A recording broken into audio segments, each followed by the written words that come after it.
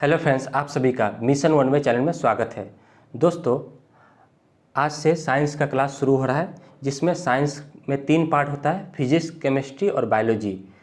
तो हम लोग बायोलॉजी शुरू कर रहे हैं और बायोलॉजी में हम लोग बेसिक लेवल से शुरू करते हुए हर एक चैप्टर का अलग अलग महत्व करते हुए उनका टॉपिक का अच्छे से विश्लेषण करते हुए हम लोग आगे बढ़ेंगे और मेन पॉइंट को पढ़ते हुए जो है उसका आगे बढ़ेंगे। जहाँ एग्ज़ाम में जहाँ से पॉइंट बनता है उसको ध्यान में रखते हुए जो है हम लोग पढ़ते हुए आगे बढ़ेंगे। ठीक है, तो आज हम लोग बायोलॉजी शुरू किए हैं। बायोलॉजी का सबसे पहला क्लास है, डे 1 क्लास है। ठीक है, जिसमें हम लोग आज पहला क्लास शुरू कर रहे हैं बेसिक लेवल से और मेन पॉइंट को लिखते हुए हम लोग जो है आगे बढ़ेंगे। आप लोग कॉपी में इसको लिखते हुए चलेंगे। ठीक है, तो उम्मीद करते हैं आप लोग को जो है ये क्लास अच्छा लग रहा होगा। ज्योग्राफी का भी क्लास चल रहा है और साइंस में बायोलॉजी का भी क्लास शुरू हो गया। ठीक है, और अधिक से अधिक दोस्तों तक इस क्लास को शेयर करें ताकि सभी बच्चों तक जो है अधिक से अधिक पहुँचे। ठीक है, तो आइए शुरू करते हैं कोशिका विभाजन। सबसे पहले हम लोग बात करेंगे कोशिका विभाजन, जो बहुत ही बेसिक चैप्टर है जहाँ से बायोलॉजी की शुरुआत होती है। तो यहाँ से हम लोग को शुरू करना है कोशिका विभाजन। ठीक है, जिसको हम लोग इंग्लिश में साइटोलॉजी कहते हैं। आप लोग बायोलॉजी में इंग्लिश वर्ड को ज़्यादा ध्यान में रखते हुए पढ़ेंगे। साइंस में इंग्लिश वर्ड ज़्यादा इंपॉर्टेंट रखता है, इसलिए जो है इंग्लिश वर्ड को भी ध्यान में रखना है। तो कोशिका विज्ञान को हम लोग साइटोलॉजी कहते हैं। ठीक है, चलिए, कोशिका का अध्ययन को हम लोग साइटोलॉजी कहते हैं। याद रखेंगे, कोशिका का अध्ययन को हम लोग क्या कहते हैं? साइटोलॉजी कहते हैं। जहाँ कोशिका का हम लोग अध्ययन करते हैं उसको हम लोग साइटोलॉजी कहते हैं। फादर ऑफ साइटोलॉजी किसको कहा जाता है? रॉबर्ट हुक को कहा जाता है। यानी साइटोलॉजी का पिता किसको कहा जाता है? तो रॉबर्ट हुक को कहा जाता है। ठीक है, जीवन की रचनात्मक तथा क्रियात्मक इकाई कौन है? कोशिका। यानी कि जितने भी जीव या जितने भी पेड़ पौधे, जितने भी जीव हैं, सजीव हैं, उनका जो निर्माण होता है वो कोशिका से बना होता है। इसलिए हम लोग जीवन की इसकी रचनात्मक तथा क्रियात्मक इकाई किसको कहते हैं? कोशिका को कहते हैं। ठीक, कोशिका नाभिक के अंदर डीएनए की संरचना का अध्ययन। यदि हम कोशिका के अंदर जाएं तो जैसे ये कोशिका है तो इसके अंदर में जो है ये क्या होता है? केंद्रक होता है। ठीक है, इसको हम लोग केंद्रक कहते हैं। तो केंद्रक के अंदर में क्या होता है? डीएनए। ठीक है, डीऑक्सी राइबो न्यूक्लिक एसिड। तो डीएनए की संरचना का जब हम अध्ययन करते हैं तो उसको हम लोग साइटोजेनेटिक्स कहते हैं, कोशिका अनुवांशिकी कहते हैं। ठीक है, तो एग्जाम में आप लोग का प्रश्न बन सकता है कि कोशिका नाभिक के अंदर डीएनए की संरचना के अध्ययन को हम लोग क्या कहते हैं? कोशिका अनुवांशिकी यानी कि साइटोजेनेटिक्स कहते हैं। याद रखिएगा। ठीक है, नेक्स्ट पॉइंट है फादर ऑफ साइटोजेनेटिक्स, यानी कि कोशिका अनुवांशिकी का पिता जो है उसको कहा जाता है H.J. मूलर को कहा जाता है। याद रखना, फादर ऑफ साइटोजेनेटिक्स जो कहता है वो H.J. मूलर को कहा जाता है। ठीक है, उसके बाद नेक्स्ट पॉइंट है आधुनिक कोशिका विज्ञान का पिता। आधुनिक कोशिका विज्ञान का पिता जो है किसको कहता है? स्वेंसन को कहा जाता है। यानी कि आधुनिक कोशिका विज्ञान का पिता जो हम लोग कहते हैं वो किसको कहेंगे? वो कहेंगे हम लोग स्वेंसन को। आधुनिक कोशिका विज्ञान का पिता हम लोग स्वेंसन को कहते हैं। तो ये सब इंपॉर्टेंट पॉइंट है जहाँ आप लोग को याद रखना जरूरी है। ठीक, यदि हम लोग बात करते हैं कि मानव कि जीवन की रचनात्मक तथा क्रियात्मक इकाई कौन होता है? कोशिका होता है। तो कोशिका जो होता है वो सबसे छोटी इकाई होती है और कई सारे कोशिकाओं से मिलकर किसका निर्माण होता है? उत्तक का निर्माण होता है और कई सारे उत्तक से मिलकर एक अंग का निर्माण होता है और अंग से मिलकर किसका निर्माण होता है? अंग तंत्र का निर्माण होता है और अंग तंत्र से एक शरीर का निर्माण होता है। तो याद रखिएगा कि कोशिका जो हो गया वो सबसे छोटी इकाई हो गया और एक शरीर का निर्माण होता है कोशिका से। ठीक है, तो कोशिका को मिलाएंगे तो कई सारे कोशिका को मिलाते हैं तो उत्तक बनता है, उत्तक को मिलाएंगे तो अंग बनेगा, अंग को मिलाएंगे तो अंग तंत्र बनता है और अंग तंत्र को मिलाएंगे तो एक शरीर का निर्माण होता है। ठीक है, तो ये आपका बहुत ही बेसिक कॉन्सेप्ट आप लोग को याद रखना जरूरी है। ठीक है, आगे हम लोग बढ़ते हैं। अब यहाँ से अब हम लोग बात करते हैं डिस्कवरी ऑफ सेल। यहाँ से आपका कोशिका की खोज शुरुआत होती है। डिस्कवरी ऑफ सेल एक सिस्टमेटिक तरीका से आप लोग को पढ़ाया जा रहा है जहाँ आप लोग को किसी भी तरह का दिक्कत नहीं होगा। तो इसलिए आप लोग सिस्टमेटिक तरीका से याद भी रखेंगे। तो सबसे पहले हम लोग पढ़ेंगे कोशिका की खोज। कोशिका का खोज 1665 में ईस्वी में किया गया था। किसने किया था? तो रॉबर्ट हुक ने किया था, जिसमें TRE 3.0 में पूछा हुआ है कि कोशिका की खोज किसने किया था? तो रॉबर्ट हुक ने किया था।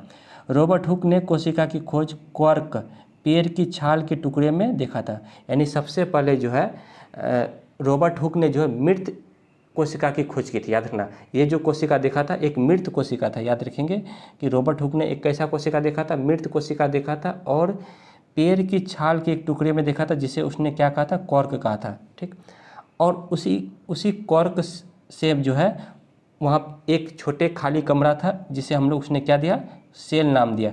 ये सेल शब्द जो है किससे बना है, सेलुले यानी कि एक लैटिन वर्ड से बना है जिसका नाम है कोशिका सेल। सेल का मतलब होता है छोटे खाली कमरा। एक छोटे खाली कमरा को उसने कोशिका कहा।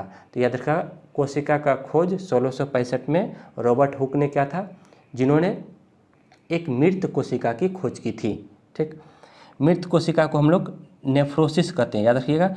मृत कोशिका को हम लोग क्या कहते हैं, नेफ्रोसिस कहते हैं। मृत कोशिका को हम लोग क्या कहते हैं, नेफ्रोसिस कहते हैं। अब हम आगे बढ़ते हैं, जीवित कोशिका की खोज। जीवित कोशिका की खोज किसने किया था, 1674 में। सर्वप्रथम जीवित कोशिका की खोज एंटोनी वान लुएनहुक ने किया था। याद रखिएगा, सबसे पहले जीवित कोशिका की खोज या सजीव कोशिका की खोज जो किया था वो एंटोनी वान लुएनहुक ने किया था। इन्होंने जीवाणु की खोज किया, आरबीसी यानी कि red blood cell, protozoa, sperm, hydra और प्याज की झिल्ली, पहला पादप की जीवित कोशिका। तो इन सभी चीज़ों का जो है वो खोज किया था कौन, एंटोनी वान लुएनहुक ने किया था। तो यहाँ से कोई एक आपका दे देगा और पूछेगा कि इनमें से किसने खोजा था, तो वो हो जाएगा एंटोनी वान लुएनहुक ने जीवाणु की खोज किया था, आरबीसी, प्रोटोजोआ, स्पर्म, हाइड्रा और प्याज की झिल्ली, जो पहला पादप की जीवित कोशिका की खोज की थी कौन, एंटोनी वान लुएनहुक ने। तो याद रखिएगा, सबसे पहला जीवित कोशिका की खोज किसने किया था, एंटोनी वान लुएनहुक ने। मृत कोशिका की खोज किसने किया था, तो रॉबर्ट हुक ने किया था। अब हम आगे बढ़ते हैं। उसके बाद आता है आपका केंद्रक की खोज। तो केंद्रक की खोज कौन किया था, तो केंद्रक को हम लोग इंग्लिश में न्यूक्लियस कहते हैं। 1831 में रॉबर्ट ब्राउन, याद रखिएगा, रॉबर्ट ब्राउन ने कोशिका के मध्य गोल संरचना देखी जिसे उसने क्या कहा, न्यूक्लियस कहा। तो ये कोशिका है, उसके अंदर में एक गोल संरचना है, इसको उसने क्या कहा, न्यूक्लियस कहा, जिसने केंद्रक कहा। ठीक है, तो इस प्रकार केंद्रक का खोज किसने किया था, रॉबर्ट ब्राउन ने किया था 1831 में। केंद्रक का खोज किसने किया, रॉबर्ट ब्राउन ने। मृत कोशिका की खोज किसने किया था, रॉबर्ट हुक ने। जीवित कोशिका की खोज किसने किया था, एंटोनी वान लुएनहुक ने। ठीक है, नेक्स्ट आते हैं 1839। 1839 ने कोशिका सिद्धांत दिया था। 1839 ने स्लाइडेन तथा स्वान ने कोशिका का सिद्धांत दिया था, यानी सेल थ्योरी दिया था। याद रखना है, 1839 में स्लाइडेन तथा स्वान दो वैज्ञानिक थे जिन्होंने कोशिका सिद्धांत दिया था, यानी सेल थ्योरी दिया था। इसने कहा था कि सभी सजीवों का निर्माण कोशिका से बना होता है। ये बात सही है कि जितने भी सजीव हैं उसका निर्माण जो है वो कोशिका से बना होता है। इसको हम लोग कहते हैं सेल थ्योरी। इसको हम लोग क्या बोलेंगे, सेल थ्योरी कहते हैं। जो कौन दिया था, स्लाइडेन तथा स्वान ने दिया था। नेक्स्ट है 1855 में विर्चो ने दिया था कि नई कोशिका का निर्माण पुरानी कोशिका से होता है। यानी विर्चो ने यह कहा था कि 1855 में कि नई कोशिका जो बनती है वो पुराने कोशिकाओं से मिलकर बनता है। ये बात कही थी विर्चो ने। तो यहाँ तक याद रखना है, कोशिका का सिद्धांत स्लाइडेन तथा स्वान ने दिया था, नई कोशिका का निर्माण पुराने कोशिका से होता है, विर्चो ने कहा था। उसके बाद हम लोग आते हैं जीव द्रव, जिसको हम लोग इंग्लिश में प्रोटोप्लाज्म कहते हैं। जीव द्रव है ना, 1839 में पुरकेंजे ने इसको खोजा था। यानी कि यदि हम कोशिका का बात करते हैं तो कोशिका के अंदर में, ठीक है, ये हो गया केंद्र आपका, इसके अंदर में कई सारे छोटे छोटे दानेदार है ना पदार्थ होते हैं, जिसको उन्होंने क्या कहा था, जीव द्रव कहा। तो इन सभी पदार्थों को उन्होंने क्या कहा, जीव द्रव का, यानी कि इस सभी पदार्थों को उन्होंने जीव द्रव कहा। ठीक है, तो जीव द्रव कहा था। कोशिका के भीतर धरातल दानेदार पदार्थ को उन्होंने क्या कहा, जीव द्रव यानी प्रोटोप्लाज्म कहा। ठीक है, इलेक्ट्रॉन माइक्रोस्कोप का खोज किसने किया था, 1931 में एमनोल तथा इरुस्का ने किया था इलेक्ट्रॉन माइक्रोस्कोप, जो किसी भी चीज़ों को 10 लाख गुना करके हम लोग बड़ा करके देख सकते हैं। तो याद रखना है, इस तरह से अलग अलग वैज्ञानिक ने जो है इस प्रकार जो है कोशिका के अलग अलग हिस्सों का खोज किया था। उसके बाद हम लोग आते हैं महत्वपूर्ण बिंदु, संसार की सबसे छोटी कोशिका का बात करते हैं हम लोग। संसार की सबसे छोटी कोशिका है माइकोप्लाज्मा। ठीक है, माइकोप्लाज्मा संसार की सबसे छोटी कोशिका है। 1 माइक्रोमीटर से भी ये कम होती है।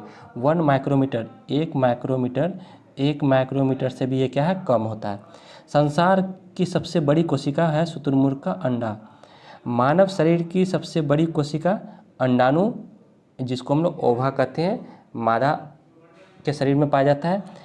शरीर की सबसे छोटी कोशिका को हम लोग मस्तिष्क की सेरिबेलम का गेनुअल कोशिका कहते हैं, जो शरीर की सबसे छोटी कोशिका होती है। ठीक है, मानव शरीर की सबसे लंबी कोशिका होती है न्यूरॉन, जिसको हम लोग तंत्रिका कोशिका कहते हैं, जिसका चित्र आप लोग देख सकते हैं। इस तरह से जो है उसका चित्र होता है, ठीक है, इस तरह से उसका चित्र होता है। ये जो है आपका न्यूरॉन यानी तंत्रिका कोशिका जो होती है मानव शरीर की सबसे लंबी कोशिका होती है, जो लगभग 1 मीटर का होता है। जब हम लोग न्यूरॉन पढ़ेंगे तो वहाँ पे हम लोग अच्छे से देखेंगे।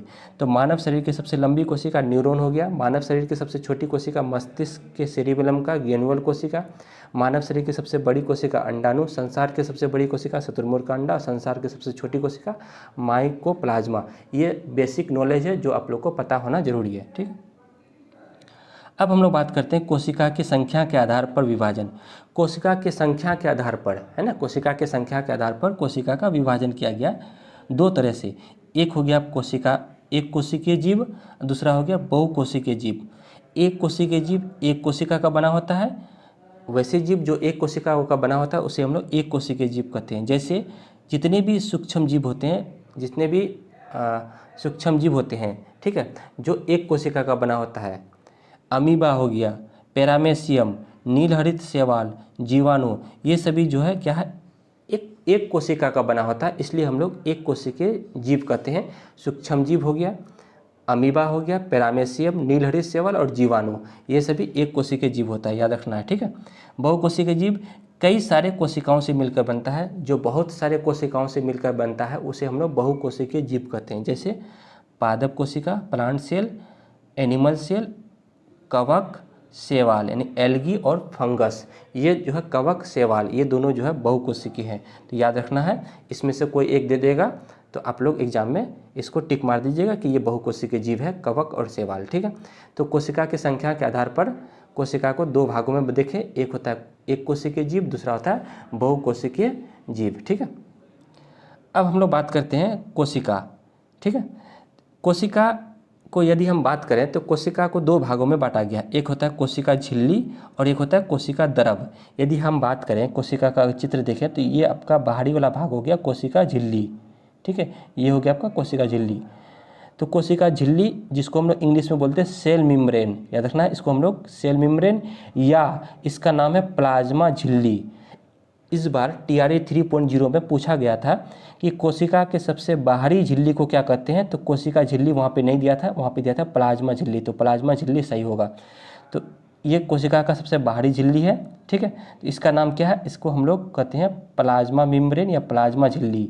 ये आपका हो गया प्लाज्मा झिल्ली, याद रखना है, ये कोशिका का सबसे बाहरी झिल्ली है, प्लाज्मा झिल्ली, या इसको हम लोग कोशिका झिल्ली भी कहते हैं, याद रखना है, इसको हम लोग क्या कहते हैं, कोशिका झिल्ली भी कहते हैं, ठीक है। अब इसके अंदर में ये है आपका केंद्रक, ये आपका क्या है, केंद्रक, इसको याद रखना है आपका, ये है आपका केंद्रक।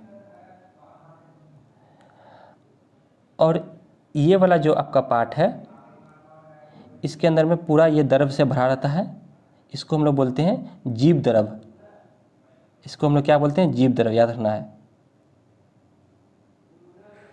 इसको हम लोग क्या बोलते हैं, इसको हम लोग बोलते हैं जीव द्रव, ठीक है। तो कोशिका का 2 भाग है, एक हो गया कोशिका झिल्ली और दूसरा हो गया जीव द्रव।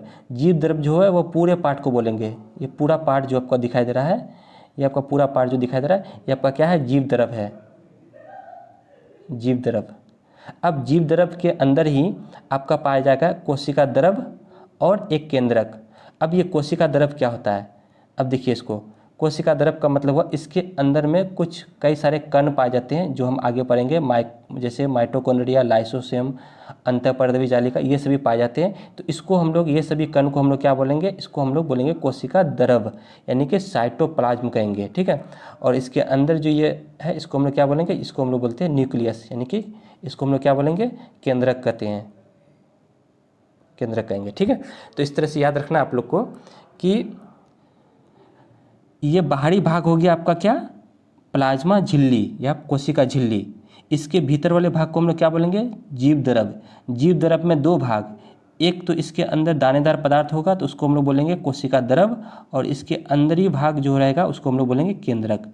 तो इसी तरह से हम लोग कोशिका को बांट चुके हैं, बांटे हैं। जो कोशिका का 2 भाग हो गया, कोशिका झिल्ली, जीव द्रव का भी 2 भाग हो गया, कोशिका द्रव और केंद्रक।